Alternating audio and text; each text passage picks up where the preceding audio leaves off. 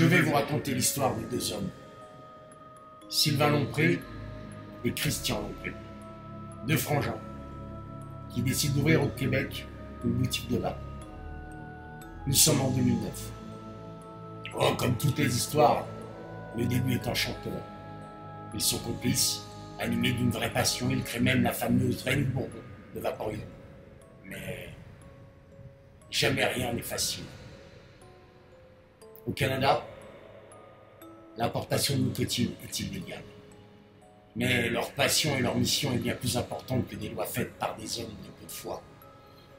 Ils décident d'importer de la nicotine au pays, afin de continuer d'aider les fumeurs, et pour poursuivre leur credo.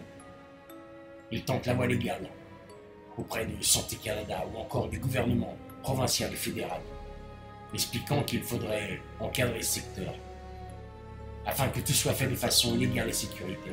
Rien n'y fait. Le gouvernement reste aveugle et sourd. Le drame se dessine. Sylvain est tout d'abord accusé de ne pas avoir déclaré de rentrer au Canada après un séjour à l'extérieur. 2 bouteilles de 30 ml de liquide nicotiné pour sa consommation personnelle. Liquide qu'il avait lui-même fabriqué dans le laboratoire de son entreprise. Et bien sûr, sur le sol canadien. Et tout se referme. Les douanes connaissent très bien Sylvain et, sachant qu'il attendait une livraison de nicotine en provenance des USA, et oui, les rouages de l'administration aveugle saisissent la nicotine au moment de la traversée de la frontière. Et un deuxième chef d'inculpation s'abat pour importation de nicotine.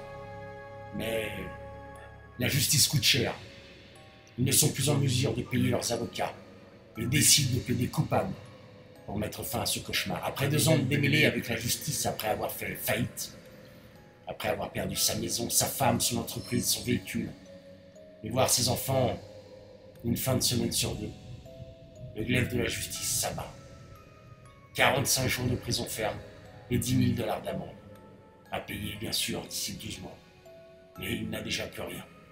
Son frère Christian, quant à lui, subit 4 mois de prison à purger à son domicile et 2 500 € d'amende. Et voilà, on aurait pu finir cette histoire comme une histoire d'Halloween. Sauf que cette histoire est une histoire vraie. Sylvain et Christian existent réellement et vivent réellement au Canada. Et ont été réellement condamnés à de la prison et à de fortes sommes pour avoir vendu de la nicotine. Ce monde marche sur la tête. Des gens sont condamnés pour avoir essayé de faire arrêter de fumer, d'essayer de sauver des vies.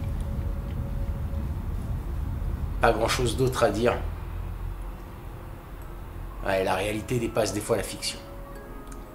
En tout cas, si vous avez envie de les soutenir, si vous voulez leur filer un coup de main, je vais mettre dans la description de cette vidéo un lien pour leur filer un petit quelque chose, pour leur filer un coup de main, voilà. Je vous fais des gros bisous masculins, Sylvain et Christian. Je ne vous connais pas et j'aimerais vous connaître. N'oubliez pas, et vous ne l'oublierez pas, je le sais, nous sommes et vous êtes la résistance. Et comme je le dis toujours, petite barre pour le départ.